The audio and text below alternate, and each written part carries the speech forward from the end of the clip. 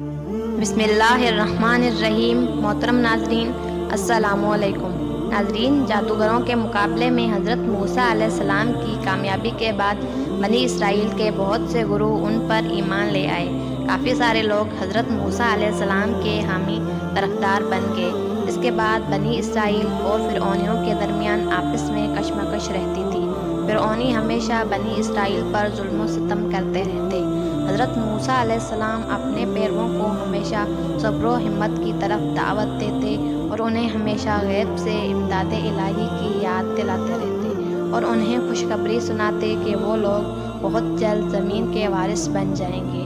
फ़िरऔनियों पर मुख्तलिफ़ किस्म की दर पे दर नाजिल होने वाली बलाओं और उनकी आजमाइश की 7 किस्में थीं, जिनका तज़किरा सूरह आराफ की आयत नंबर 130 और 133 में यूँ मिलता है, और हमने फ़िरऔनियों को कहत और फलों की पैदावार की कमी में गिरफ्तार किया कि शायद वो नसीहत हासिल करें।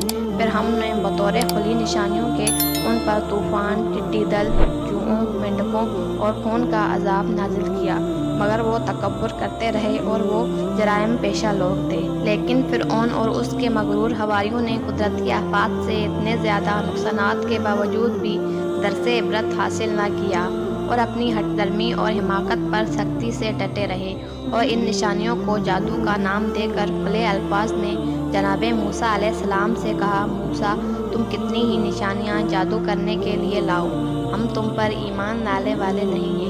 इन 7 आफात में से एक आफात का हम यहाँ पर तफसीली तज़किरा करते हैं। फ़िरऔनियों ने जब देखा कि दरियाए नील का पानी खून में तब्दील हो चुका है, लिहाजा ना तो वो पीने के काबिल है और ना ही फसलों को सैराब करने के काबिल है। ये पानी मौजज़ाना तौर पर सिर्फ़ और सिर्फ फ़िरऔनियों के लिए ही ऐसा था, वरना हज़रत मूसा अलैहिस्सलाम और उनके ईमान लाने वालों के लिए इंतहाई ठंडा, मीठा और खुशगवार था। एक दिन एक किप्ती यानी फ़िरऔनी प्यास का मारा हुआ एक सिप्ती यानी हज़रत मूसा अलैहिस्सलाम के पैरों के पास आकर कहने लगा, मैं तुम्हारे दोस्तों और रिश्तेदारों में से हूँ, आज किसी काम से तुम्हारे पास आया हूँ। मूसा अलैहिस्सलाम ने दरियाए नील को जादू के ज़रिए खून में तब्दील कर दिया है, लेकिन वही पानी सिप्तियों के लिए खुशगवार खुश जायका है। मैं तुम्हारा पुराना दोस्त हूँ, ये प्याला पकड़ो और इससे पानी से भर कर मुझे दो, यानी तुम्हारे तुफैल में मैं भी पानी पी सकूँगा और अपनी प्यास बुझा लूँगा।